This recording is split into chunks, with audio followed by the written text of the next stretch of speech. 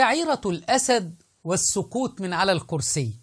والله إن هذه الشعائر أضحوكة، أصبح الشيعة أضحوكة بهذه الشعائر، وحينما نحاججهم ونجادلهم بأن هذا ليس دين، قد تجلسون مع بعض وتلعبون مع بعض هذه الألعاب، يطعنون فينا ويقولون أنتم تبغضون آل البيت، هذه شعائر حسينية والذي ينكرها مبغض للحسين.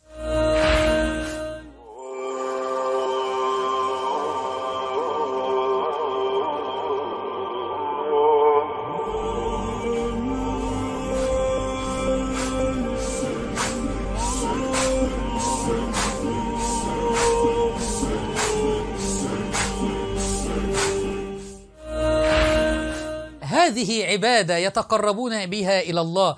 لذلك يقول الشيعي سيدهم أحمد الشيرازي أن من ينكر الشعائر الحسينية ليس حسيني، أي لا يدخل الجنة.